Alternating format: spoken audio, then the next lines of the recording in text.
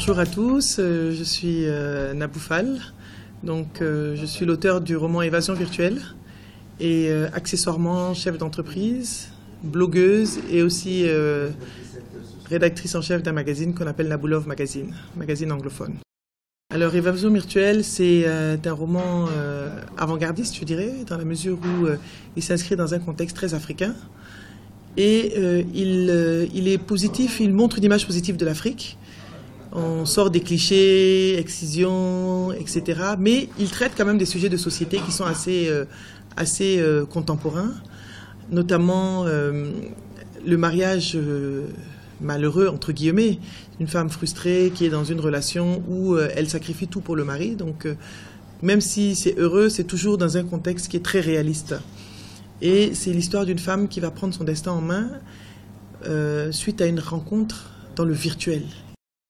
Alors, mon inspiration, elle vient d'un peu de moi, de mes sœurs, de mes amis, des femmes que j'observe autour de moi. Notamment dans le cadre de mon site internet, j'ai énormément de femmes qui s'adressent à moi. Je suis sollicitée très souvent. Il m'est arrivé de donner des conférences dans pas mal de pays. Je suis allée au Nigeria, Kano, Kaduna, en Gambie, à Banjul, à Dakar au Sénégal, à Kinshasa. Donc je discute avec beaucoup de femmes. Et toutes ces discussions, tous ces partages font que j'ai eu matière à rédiger cet ouvrage. Le prochain ouvrage qui va sortir, le prochain roman, il y a des livres non romanesques, donc des ouvrages non fictifs, de non-fiction qui sont déjà... Mais le prochain roman qui va sortir, est en fait un roman que j'ai écrit il y a 20 ans et que je n'ai jamais osé publier. Bon, à l'époque, on se disait qu'est-ce que les gens vont penser, les parents, tu as écrit des choses bizarres.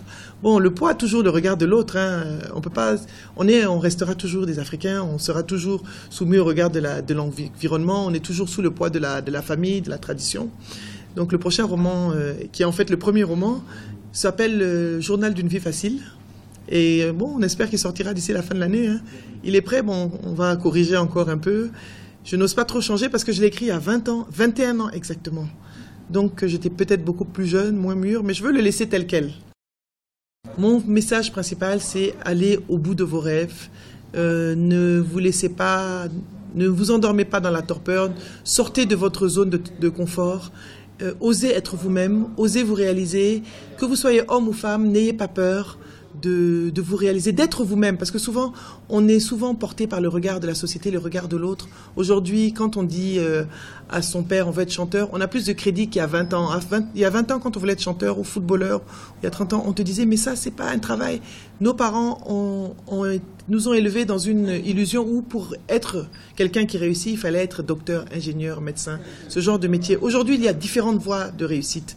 Donc, n'hésitez pas à faire parler votre talent, n'hésitez pas à partager vos passions, à développer vos passions et à en faire quelque chose de lucratif, à faire quelque chose qui va vous épanouir, mais aussi partager avec le monde qui va aussi s'épanouir à travers votre compétence.